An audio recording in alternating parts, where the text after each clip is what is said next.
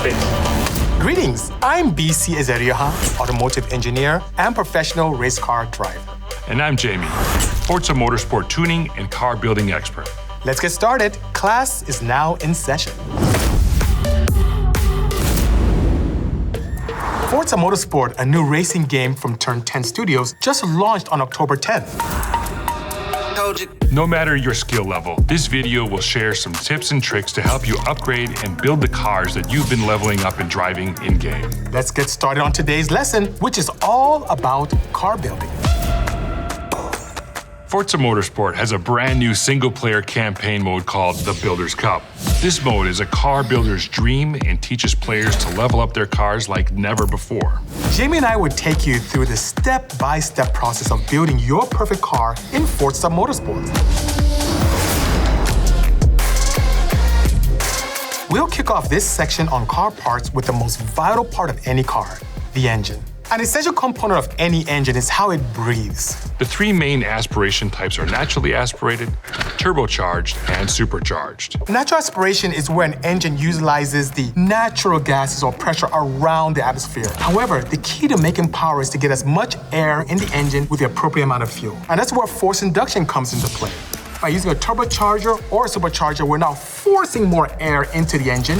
Supercharged and turbocharged cars will have a higher torque than stock, but can add additional weight. Make sure to offset the additional weight with other upgraded parts. Aero is short for aerodynamics. Aero kits aren't just for a cutting-edge look. Aerodynamic upgrades like spoilers use the air current to create a downward force on the car. This in turn helps the car grip the track and maintain control through fast corners. Aero keeps a race car stable. Being able to cut through the air very nicely using aero upgrades can allow you to not only go fast in the straights, but also very nicely in the corners. Consider adding aero upgrades for curvy tracks like Suzuka or Silverstone.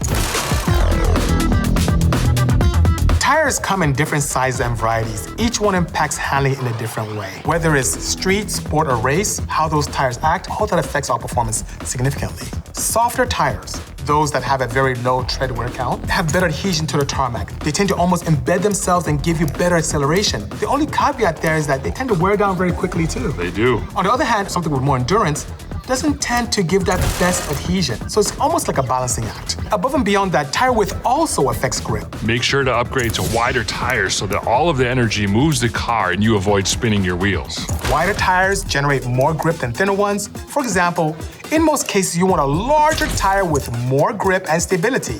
The size and weight of a car's rims help boost performance. Rims are divided into weight groups. You can see how the weight changes with those wheels. How long would it take you to change the 4 wheels and tires on a car? It'd take me forever. This but is with a breeze. In a matter of seconds, of course. The drivetrain transfers the energy being produced by the engine into the wheels. And there's front-wheel drive, then you have four-wheel drive. There's rear-wheel drive, there's all-wheel drive. Upgrading the drivetrain elements like the clutch, differential, and transmission will increase the amount of power transferred to the wheels. So choosing the right differential can give you adhesion, not only when going straight, but definitely around the corners to allow you to have better and better lap times. You could easily go into your conversions and do a drivetrain swap. The final component of a good drivetrain is a transmission. And what makes a racing transmission unique is its ability not only to shift quickly, but also to reduce drivetrain losses that can give us more power to the ground.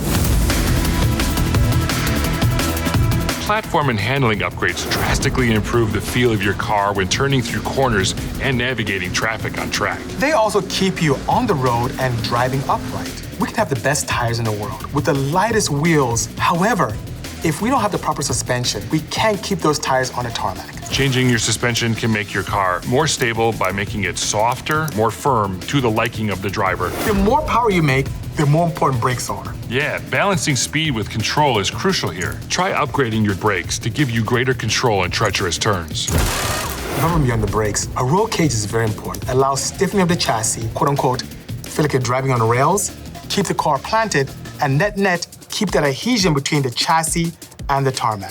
So going into our anti-roll bars, we can go to the front ones, we can go to a sport, and we can go to a race, which also gives us more opportunity to tune the vehicle later on and adjust what we need to do. And now Jamie will demonstrate how weight reduction impacts performance. When you get car points, I would immediately go for weight reduction. Weight reduction will provide you with a car that would give you higher acceleration, better braking, and it would be easier to go through the turns. The way the car handles and feels with less weight is going to be a much more phenomenal vehicle. The best race car in the world won't achieve peak performance if it's not tuned up. It even plays a role in how your car steers. If you oversteer, it's almost like you put in as little input and your car steers significantly. Understeers are opposite. I put a lot of effort into turning and my car barely turns at all. If a car inherently comes with oversteer, we're going to try and make that car balance out. So here we have the ride height as well. So if we go to a track that has a lot of elevation change, we certainly don't want to bottom out. Of course not. Our bump stiffness and our rebound stiffness. Yes. So we have the ability to adjust our compression and our rebound. That's right. We're able to make all those same adjustments that you do in real life. Understood. Being in Forza Motorsport, we can hit the X button and go right to test drive. Absolutely. Let's recap, shall we? Today, we learned the ins and outs of car building. We learned how different car parts like the engine, tires, drivetrain, and others work together to increase maximum performance. And the importance of basic tuning. And keep in mind that all the upgrades you make impact tire wear and tear, the fuel consumption of the car, and what your optimal drive lines on the track may be. So keep on experimenting. Thanks for joining us. See you at the starting line.